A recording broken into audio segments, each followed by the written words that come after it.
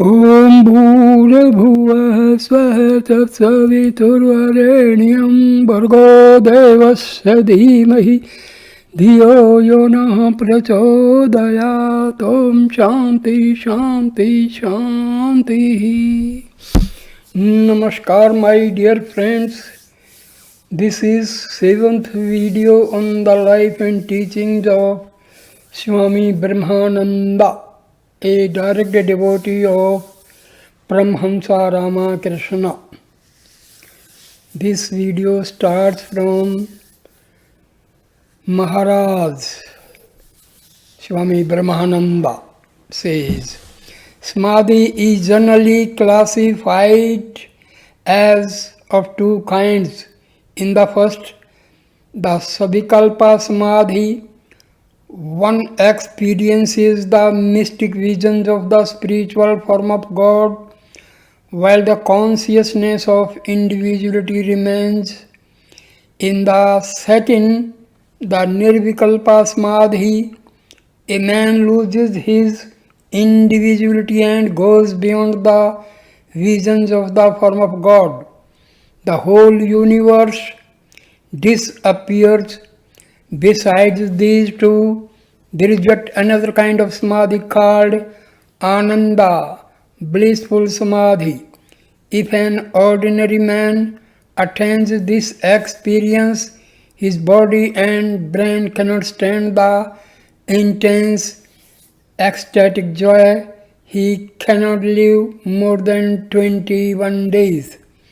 One day, in the course of his teaching, Sri Ramakrishna spoke about the manifestation of Brahma as sound, the logos. Later, when I sat for meditation, I took this as my subject, and it was not long before the sound Brahma was revealed to me.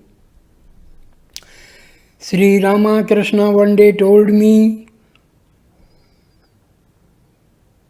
once while I was meditating in the temple, screen after screen of Maya, ignorance was removed from my consciousness, and I saw a light more brilliant than 1,000,000 suns. From that light there came forth a spiritual form, which again melted away into the formless. The body is the temple of God, and one should practice worship and meditation within it. When the consciousness merges into the Sahasrara, the 1,000-petaled lotus in the brain, the mind does not feel inclined to come back.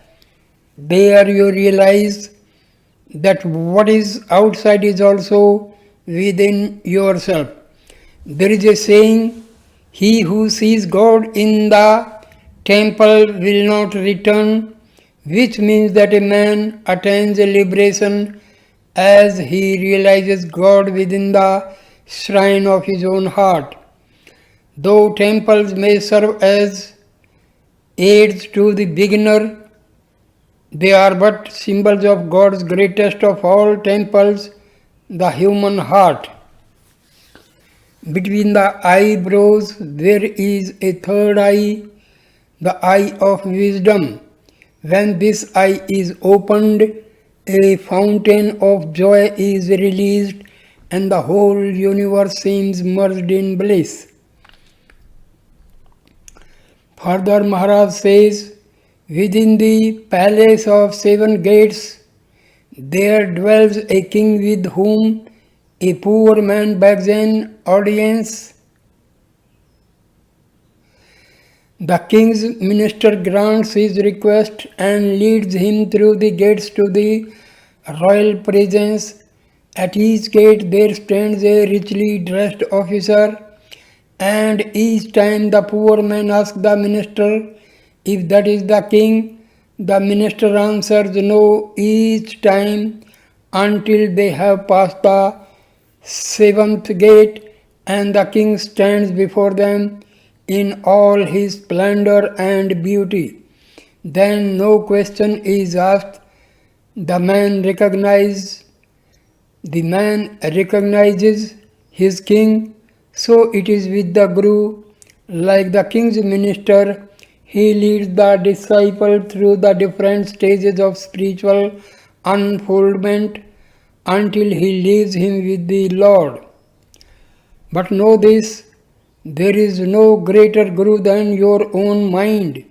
When the mind has been purified by prayer and contemplation, it will direct you from within. Even in your daily duties, this inner Guru will guide you and will continue to help you until the goal is reached. Have an intense love for God, and the mind will remain always tranquil and pure. The earnest will to purify and steady the mind is to retire into solitude, control all cravings, and engage yourself in contemplation and meditation. The more you occupy the mind with holy thoughts, the greater will be your spiritual unfoldment. Just as a cow yields much milk when it is well fed, so when the mind is fed spiritual food, it will yield greater tranquility.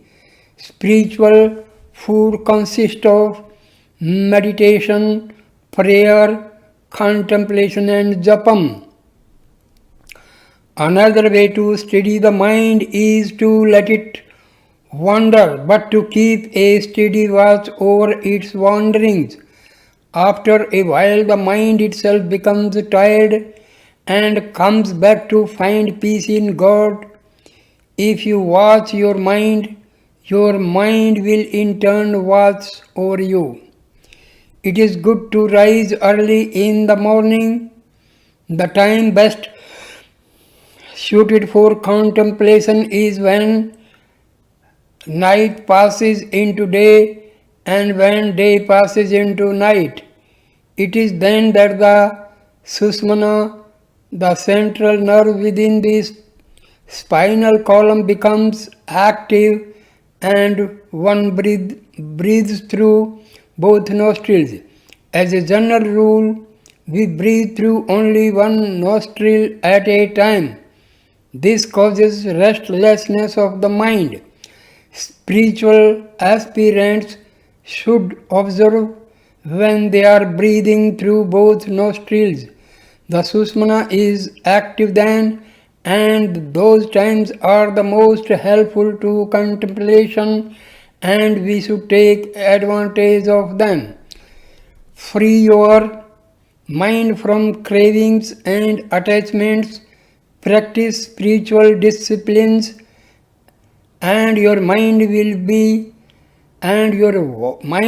become pure and steady. If a man does not struggle hard to realize God, he remains steeped in ignorance. Therefore, struggle, and God will be revealed. Accept all struggles boldly, welcome them, for through them you shall surely find peace. The easiest method of realization is to remember God constantly, even as a man welcomes his friend and entertains him with food, drink, and conversation, so must you entertain God in your thoughts. Converse freely with Him, know Him as your very own, and you will find peace in Him. Who can fathom the mystery of God?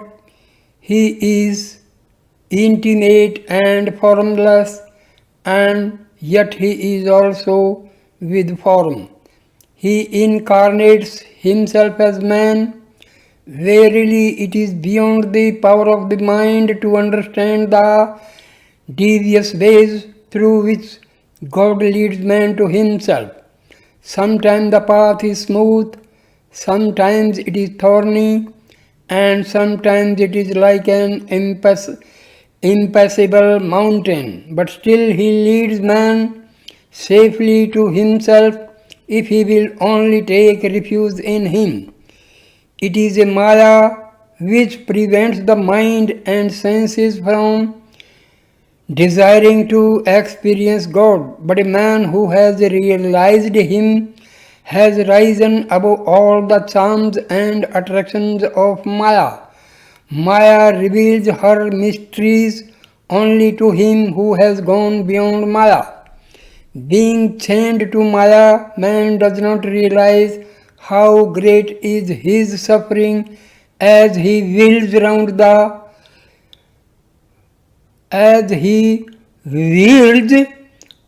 on the wheel of birth and death. The body decays day by day while man still sleeps in Maya, forgetting the sacred mission for which he was born. The one unique advantage of this human birth over all other forms of life is that it is by man alone that God can be realized.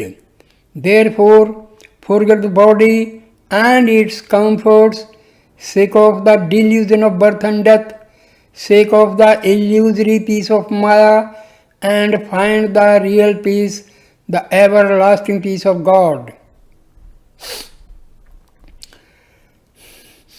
Teaching number 8. Maharaj, Sri Ramakrishna used to say that a man will surely attain God if he possesses in an intense degree three kinds of love: the love a devoted wife feels towards her husband, the attraction the worldly man feels towards the world, and the attachment the miser feels towards his hoarded wealth. This means that the mind must be one-pointed and completely free of all desires but the desire to know and love God. Sri Krishna says in the Gita, "Give up all formalities of religion and take refuge in me alone. Surrender yourself wholeheartedly to God. Pray constantly with a pure, sincere heart. O Lord, I do not know what is good and what is bad for me. I am entirely dependent on you. Grant me what I most need for the spiritual life. Take me along the path which will lead me to the greatest good. Give me the faith and strength constantly to remember you and meditate on you."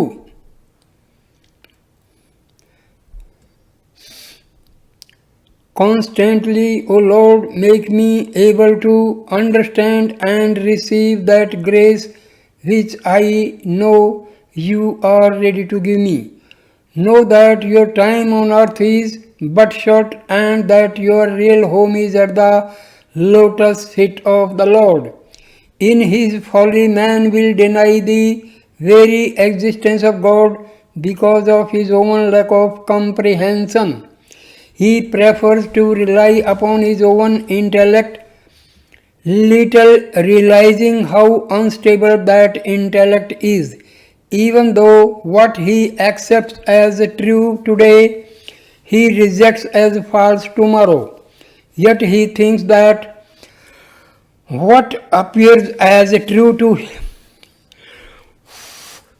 himself today is the final truth and must be accepted by all. The Lord alone knows all the subtle ways by which a man may be deluded. One who has known God does not limit him. To him, God is not a matter of opinion. God is. He is boundless love and infinite mercy. He is beyond the grasp of the intellect. He who has realized God understands his mysteries. For him there is nothing hidden. The gates of knowledge are open and he knows that he belongs to God even as God belongs to him. Intelligence is Intelligence is but another name for ignorance because its area is limited. Therefore, if a man wants to attain all knowledge and understand all mysteries, let him devote himself to the knowledge of God. As children swing around a pillar in their play, holding tightly to it for their sport, so must you hold fast to God, the pillar of life. Whichever path you follow, whether it be the path of work or of devotion or of knowledge, you will reach Him. Hold fast to the pillar and your life will be blessed, and you in turn will become a blessing to mankind. Teaching number 9. Disciple.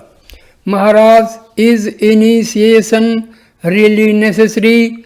Maharaj replies, yes, initiation is very important. With the aid of a mantram, it is easier to practice concentration of the mind on one chosen ideal of God. Without the mantram, the mind wanders from one conception of God to another and never succeeds in concentrating upon any. And without achieving perfect concentration, nothing can be accomplished in the spiritual life. Therefore, the aid of a guru is very necessary.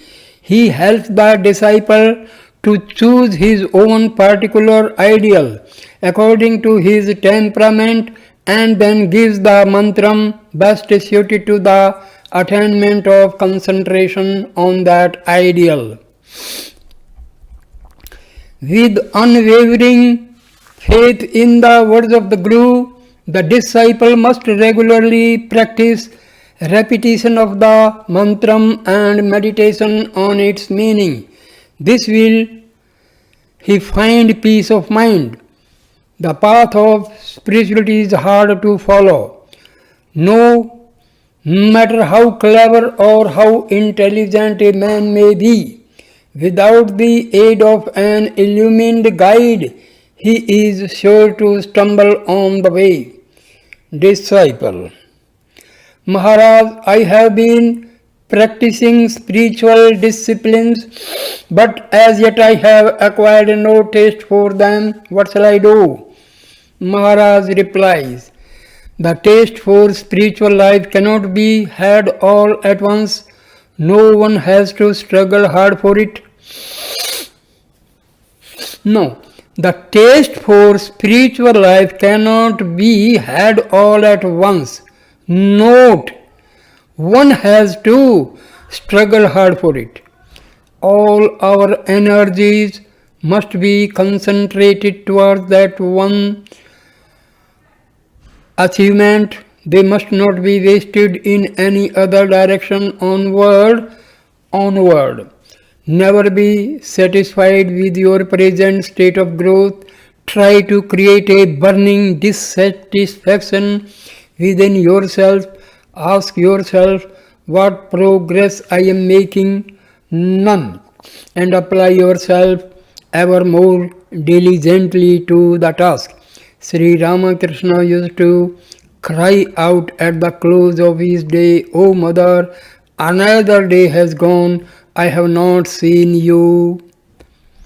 Every night before you go to sleep, think for a while how much time you have spent in doing good deeds and how much time you have wasted, how much time you have spent in meditation and how much you have wasted in idleness. Make your mind strong through the observance of continence and the practice of meditation. A rich man employs a porter whose duty is to pause, strive hard to reach him and be free in this very life. The mind is to be raised step by step from the gross state to the subtle, then to the causal state, then higher still to the great cause. Mahakarna, and finally to Samadhi, highest illumination. Resign yourself utterly to the Lord. He is everything, there is nothing besides. Verily, all this is Brahma. Everything is His and His alone. Never be calculating, is self-surrender possible in a day? When that is achieved, everything is achieved. One must struggle hard for it. Existence is eternal. The span of man's life is at most 100 years. Give up the pleasures of these 100 years if you want to enjoy eternal life and with it eternal bliss.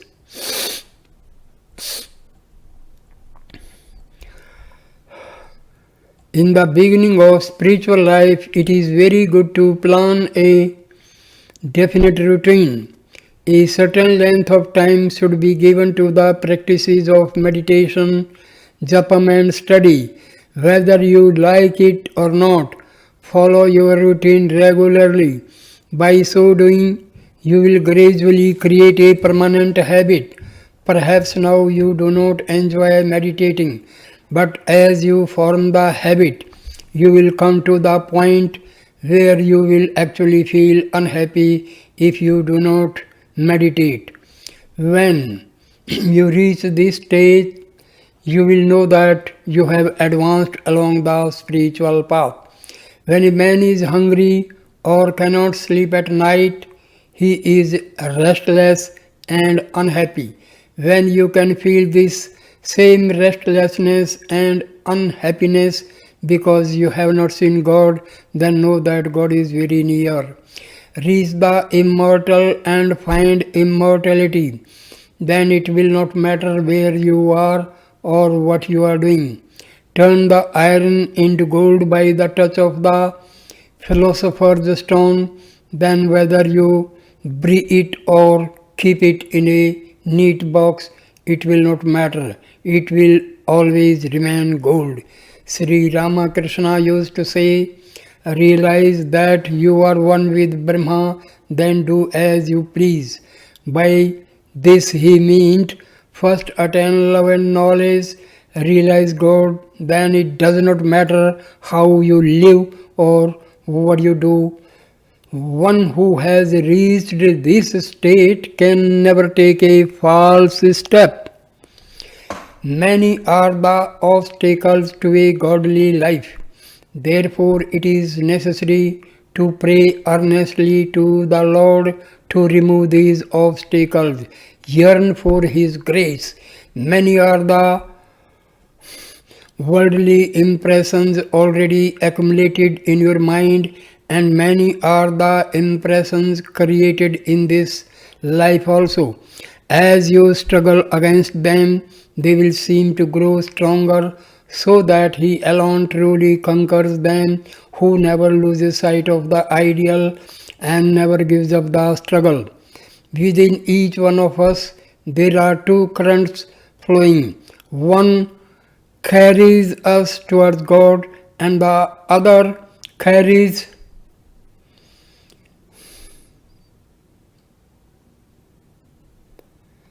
See that neither thieves, nor cows, nor sheep, nor any other intruder enter the compound. Man's mind is his porter, and the stronger the mind becomes, the better. The mind has also been likened to a restive horse. Such a horse may carry its rider along the wrong path, and only he who can hold the reins and check the horse can keep to the right path. Struggle on. Do you think that everything is achieved merely by wearing the girva cloth, ochre cloth of the sannyasi, or by the renunciation of hearth and home? What spiritual experience have you had? Time is flying. Waste no more time, for at most you have only another 3 or 4 years in which to struggle intensively. After that, your body and mind will grow weak and infirm, and your efforts will be limited.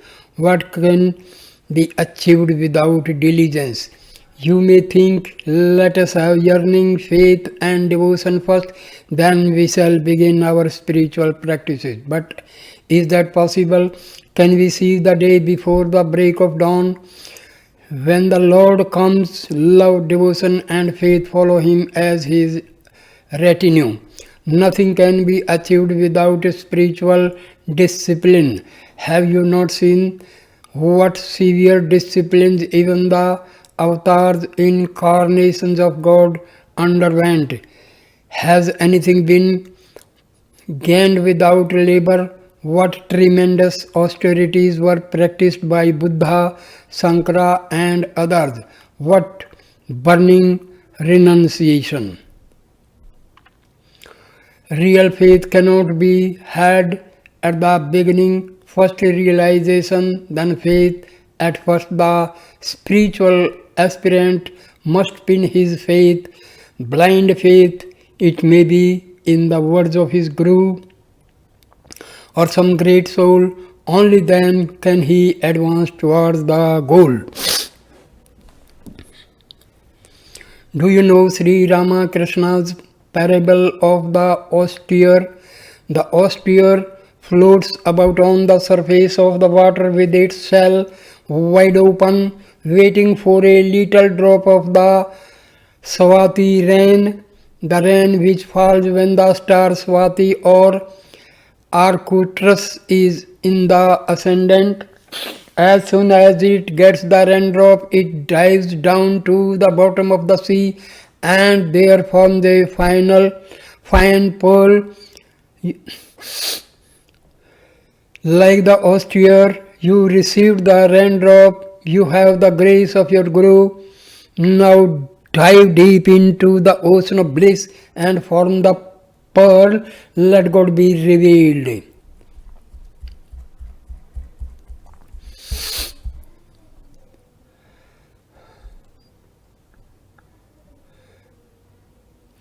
One current takes you along the path of renunciation to God, and the other tries to pull you towards worldly enjoyments. We must choose between them. As a result of this choice, we become either gods or brutes. The tempting objects of the world lie before man's eyes in all their glittering and delusive splendor, so that he feels no need even to consider the probability of anything higher or grander. He may hear about the higher ideal of life, but he rationalizes by asking himself what guarantee there is that God can be known or that a greater joy can be reached. He sees no reason why he should give up today's pleasure for tomorrow's promise. Thinking thus, he jumps further into the fire until, burned and frustrated, he realizes his folly. Then he longs for peace, but often the longing comes too late. So enslaved has his mind become that even though he may earnestly desire to change his ways, he is helpless to do so in this life.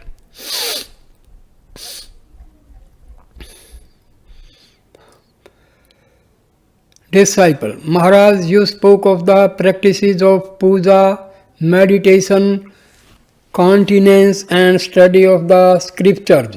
What do you mean by puja? Maharaj: Puja means both external ritualistic worship and mental worship.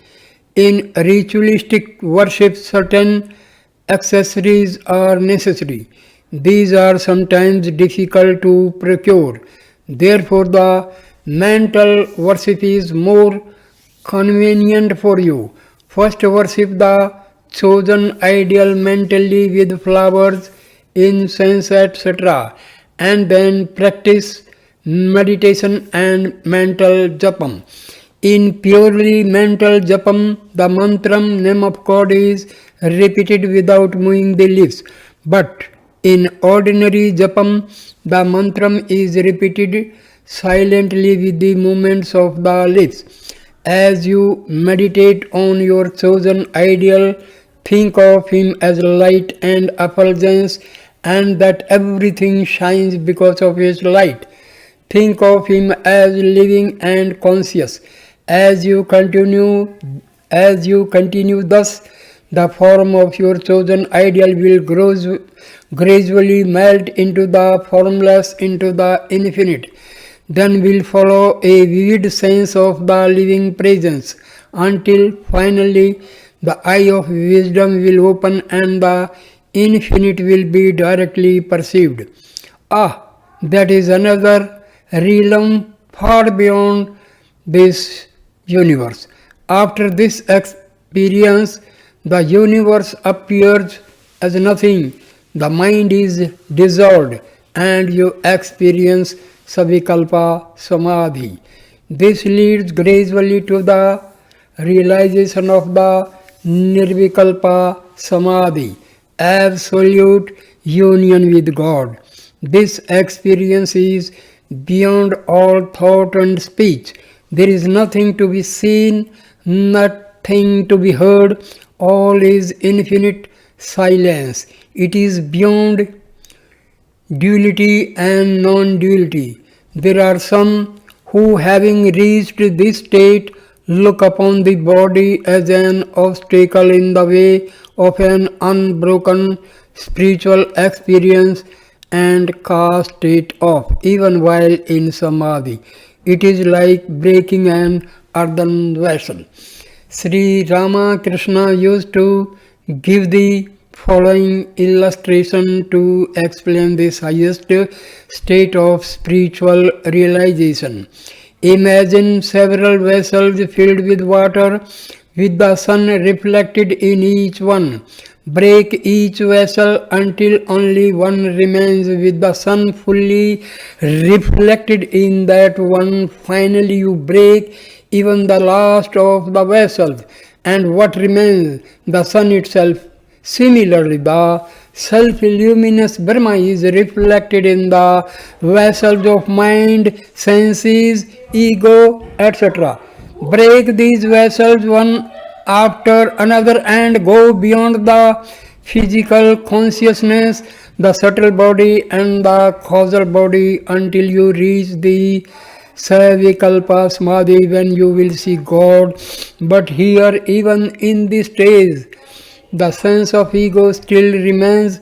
The last vessel is still to be broken. Break it, and what remains? Brahma and Brahma alone. Who is there left to see whom?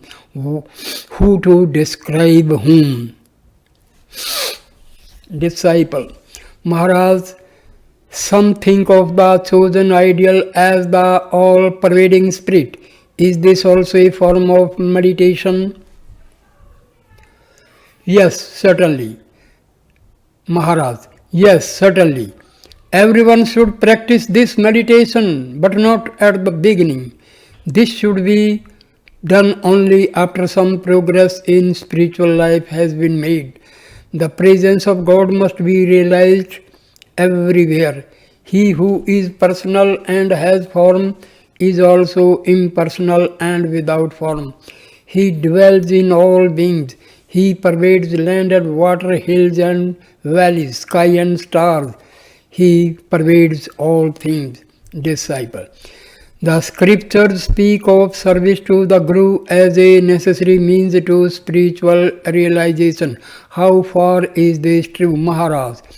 Service to the Guru is necessary at the preliminary stage, but later the mind itself plays the part of the Guru. The Guru must not be looked upon as an ordinary human being. His physical body is the temple of God. If one can serve the Guru with this idea always in mind, one acquires an intense love for him, which later develops into an intense love for God. Meditate upon the Guru in the Sahasrara, 1,000-petaled lotus in the brain, and then merge the form into that of the chosen ideal. Sri Ramakrishna said very explicitly at the time of meditation, The Guru appears before the disciple in vision. He points to the disciple's chosen ideal and says, "Look, there is your chosen ideal." Then he himself merges into the form of the chosen ideal. There is really no difference between the Guru and God. There are so many divine experiences. How can I tell you of them all? Follow the spiritual path earnestly and sincerely. Through religious practices, the mind will become pure and you will understand many truths. There is no limit to them. Lose yourself in God. Try to meditate within the shrine of your own heart. What that shrine is will be revealed to you as you continue the practice. Disciple. If the aspirant finds even a little joy in meditation, he is at once encouraged to proceed. Is not that so, Maharaj? Maharaj says, "True, but in the higher spiritual state, there is neither joy nor sorrow, pain nor pleasure, existence, non-existence. The joy that you speak of is only a help during the period of spiritual practices.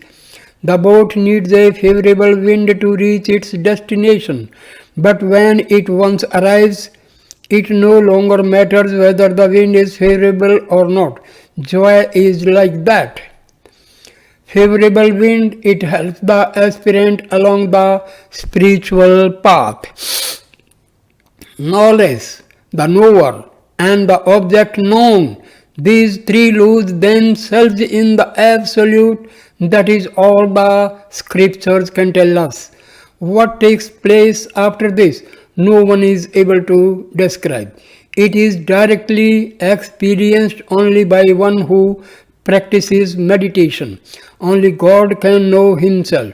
Be a God, that you may know the infinite God. In that knowledge there is neither want nor fear. The very thought of such knowledge is uplifting. To live in God is pure joy. Some enlightened souls experience the one undivided existence. Then they know that the seeming multiplicity of the universe is God's divine play. They know that the infinite God is born as an avatara for his own divine sport. Once when Sri Krishna was dancing in ecstasy, one shepherdess said to another, "Look, my friend, the truth of Vedanta is dancing. Sri Krishna is the Supreme Brahma. He is the infinite, changeless spirit playing as man. Beyond this, there is yet another deeper and fathomless spiritual experience." Disciple. Not very well, Maharaj. I am very unhappy. My mind is so restless. I must have been born with some very evil tendencies which are now standing in the way of my spiritual practices. Maharaj. My boy, you must not talk like that. Try to practice japam at dead of night. If that is not possible, do it during the early hours of the morning. Perform prascharna. Waste no more of your valuable time. Lose yourself in prayer and meditation. Otherwise, how can the door to spiritual truth be opened? The spiritual aspirant should eat very little food after sunset. Begin by taking 3/4 of your usual amount. Then reduce the quantity to 1/2. In the beginning you may notice it, but the body will soon adjust itself and remain healthy and active. Maharaj then referred to the days when he practiced spiritual disciplines in the company of his brother disciples, when they took only one meal during the 24 hours. Maharaj. The aspirant should first learn about the spiritual path from some great soul and then follow it methodically. If he proceeds haphazardly, he cannot make much progress, and if he gives up entirely, the effort to begin again will be twice as difficult. But no effort is wasted. Lust, greed, anger all gradually leave a man who practices spiritual disciplines. Your mind at present is covered over by rajas, restlessness, and tamas, inertia. It must be made pure and subtle and raised to the state of sattva, tranquility. Then you will find joy in your practices and will want to devote more and more time to them. Later, when the mind has attained perfect purity, you will have but one desire: to devote yourself to contemplation always, because the mind is gross, it runs after gross things, but as it becomes pure and subtle, it will run after God, the pure consciousness. When the mind grows subtle, its power increases and aspirant is immediately able to grasp the truth of God. When you sit for meditation, first think of a divine, blissful form. This will bring a soothing effect upon your nerves. Otherwise, meditation will be dry and tedious. Think of the form of your chosen ideal, smiling and full of bliss. Be up and doing. Waste no more time. The senses now are strong and must be kept under control. This is a difficult task, no doubt. But if you practice meditation continuously for 7 or 8 years, you will find peace and bliss and enjoy the fruits of your practices. Even after 1 year of steady practice, you will find some result.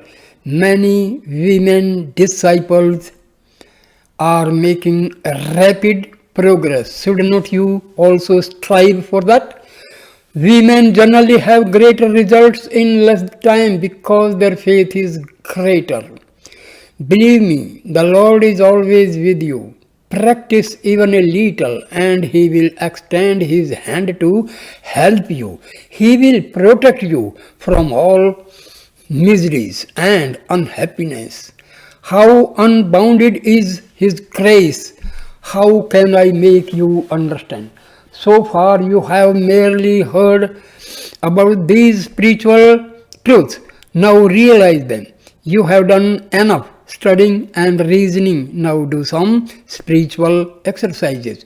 Choose that aspect of God which most appeals to you, and when you feel a growing devotion towards that one aspect, when you feel a steadfast love towards your chosen ideal, you will love God in all His aspects.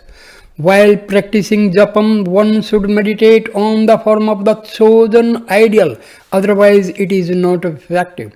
If you cannot think of the whole form, think of a part. Begin by meditating on the lotus feet of the Lord. Even if you fail many times, try again. Success is certain. Practice will make all things easy. Is meditation an easy thing? Remember, it is next only to samadhi. Try to leave everything to the Lord. Resign yourself entirely to Him. Devotion, self-surrender, and all other virtues will grow from within as you practice meditation.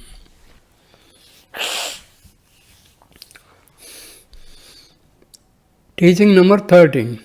Maharaj, disciple asked, Maharaj, how can the Kundalini be awakened? Maharaj replies, according to some, there are special exercises by which the Kundalini can be awakened, but I believe it can best be awakened by the practice of japam and meditation. The practice of japam is specially suited to this present age, and there is no spiritual practice easier than this. But meditation must accompany the repetition of the mantram. Disciple. Does meditation mean thinking of the form of the deity? Maharaj. Meditation means thinking of the divine both with form and without form. Disciple. Maharaj, does the Guru decide whether one should meditate on God with form or without form? According to the yoga philosophy, there is a store of latent spiritual energy at the base of the spine. This is known as the Kundalini, meaning coiled up, and is pictured as a serpent.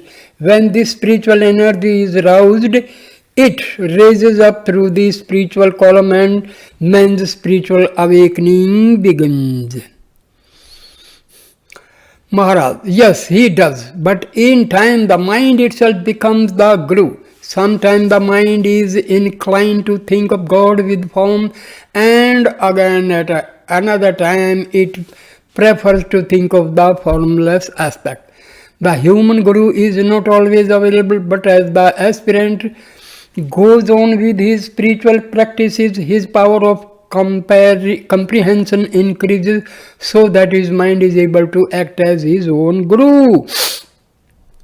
The mind is bound down by its attachment to the body, the senses, and the object of sense. Thus, its energies run out through various channels and are wasted. Snap the bonds of attachment, collect the scattered forces of the mind, and direct them towards the one reality. This is the great task of the spiritual aspirant. Concentrate the whole mind and direct it towards God until he becomes revealed. Now is the time for spiritual practices. You are young now. When you grow older, the mind loses its vigor. Therefore, be up and doing. Begin your spiritual life this moment. Direct your mind towards God, either through japam or through meditation or through discrimination. Know that each of these means is equally effective. Take any one of them and drown yourself in the ocean of bliss. Ask no more questions. First do something and then ask questions. So, my dear friends, I end the video here. Thank you for watching and listening this video. Please like, comment and share the video and subscribe the channel. Thank you, my dear friend. Namaste, namaste, namaskar.